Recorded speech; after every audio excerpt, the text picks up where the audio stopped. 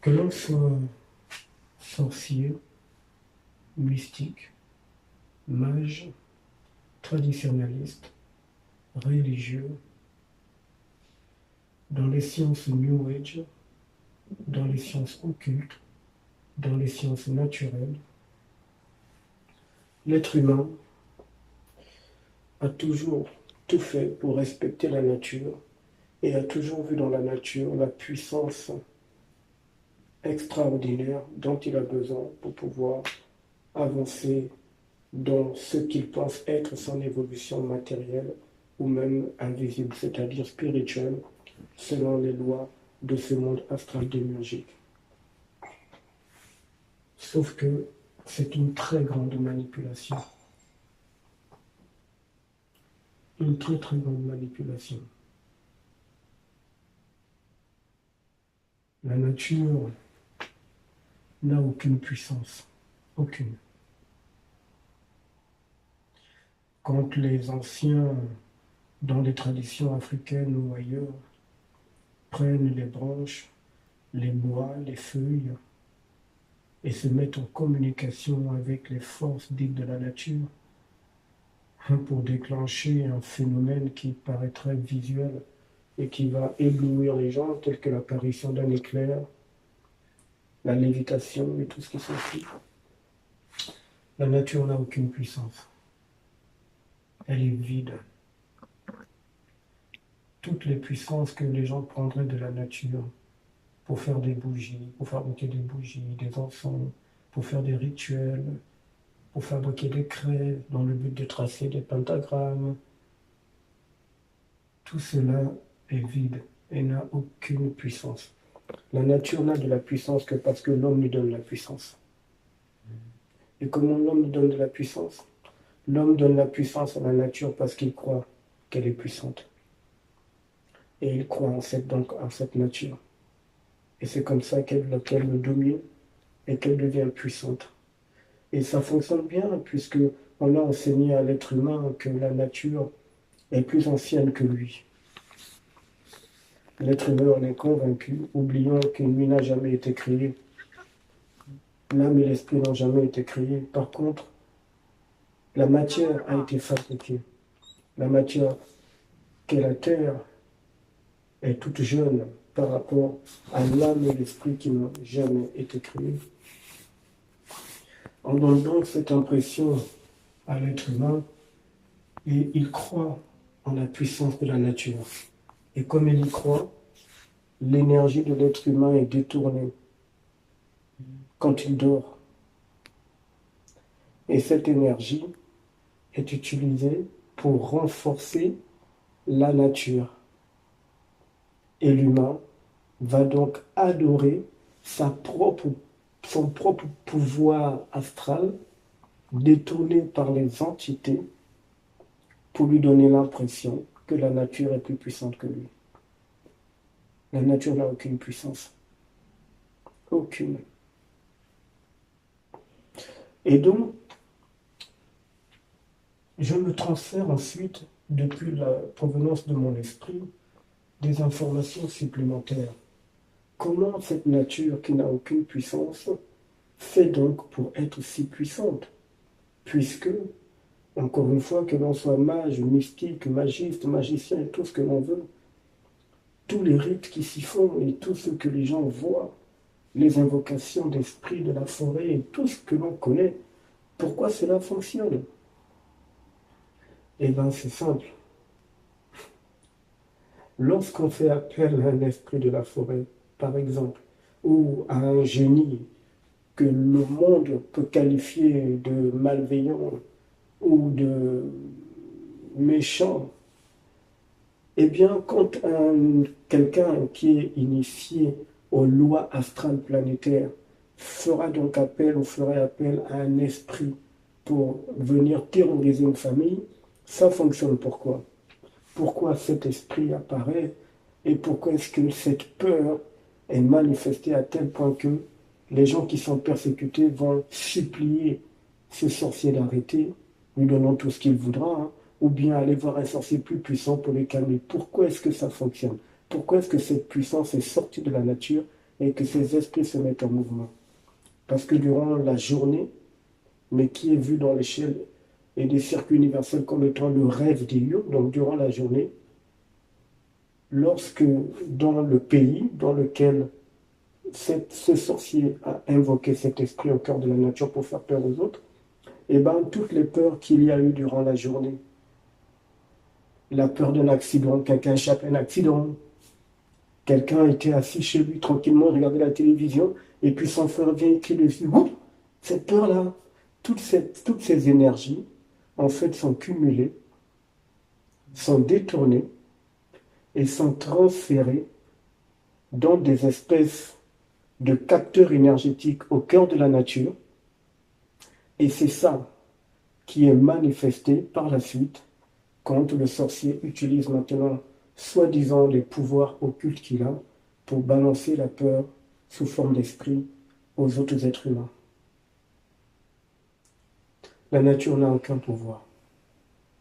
Tout est détourné de la puissance créatrice de l'être humain en pleine journée, aussi en pleine nuit. Mais comment se fait-il dans ce cas que lorsque quelqu'un va voir un grand mage en Inde pour lui dire je veux être, voilà, je veux être riche, trouve-moi une solution, donne-moi une amulette. Comment ça fait pour fonctionner? C'est aussi le même principe. C'est encore la puissance d'origine de l'essence humaine qui est détournée pour déclencher l'exaucement antigriffes en question. Le mage ou le grand Ganga va aller dans la forêt, va prendre quelques potions, quelques arbres, quelques herbes, quelques racines, quelques métaux, quelques pierres précieuses. Il va réciter des formules et il va charger énergétiquement l'amulette. Il remet l'amulette à son plan en disant vous mettez ça pendant 7 jours, vous serez riche. Et ça marche. Comment c'est possible? Eh bien c'est simple. Parce que quand quelqu'un va au travail durant la journée dans un pays, il fournit une énergie. Cette énergie n'est pas seulement utile à l'entreprise, qui, je rappelle, l'énergie fournie durant le temps de travail, c'est en fait le prix du sang que l'on paye, que l'on donne à l'entreprise. L'entreprise compense ce prix du sang par des pièces ou par des billets ou par un virement bancaire qu'on appelle le salaire. C'est pour ça que dans une entreprise, il y a toujours des gens qui finiront par se blesser, même s'ils travaillent dans un bureau. Il faut symboliser le prix de l'énergie que vous donnez par le son visuel. Donc, les gens qui travaillent libèrent une énergie. Cette énergie qui permet de faire rentrer de l'argent dans l'entreprise. Mais cette énergie est également captée par des capteurs invisibles mis en place par les entités aux 4 coins de la planète. Et donc, quand le mage de l'Inde ou le sorcier du village charge l'amulette, en fait, cette nature libère cette puissance qui a été captée dans le milieu professionnel. Et l'amulette t'apportera de l'argent dont tu as besoin. Et les entités qui sont derrière viendront te dire, pour que l'amulette fonctionne, oh là là, mon petit, il va falloir que tu me sacrifies un bœuf, hein. Ça c'est très important. Ah ouais, tu veux un bœuf pour quand? Eh bien moi je veux que tu me donnes un bœuf tous les 6 mois. Oh ouais, pas de problème. Et puis tu tombes dans le piège. Et c'est comme ça que les entités manipulent l'humanité. Elles te font faire des accords alors qu'elles savent qu'elles vont détourner la puissance d'origine de l'être humain pour charger en énergie les objets, les bois, les forêts, les cours d'eau, les rivières, les pierres qui serviraient à faire des amulettes et tout ce que l'on fait. Le but étant que tu fasses des pactes avec les entités. Et ça marche. Mais dans ce cas, les guérisons, hein? Les guérisons miraculeuses, comment ça se fait que ça fonctionne? La nature, oui, la nature.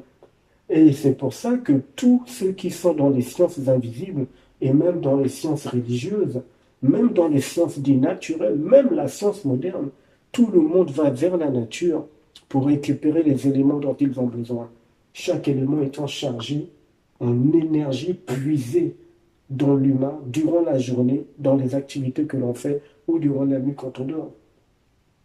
Et donc les guérisons, c'est le même principe.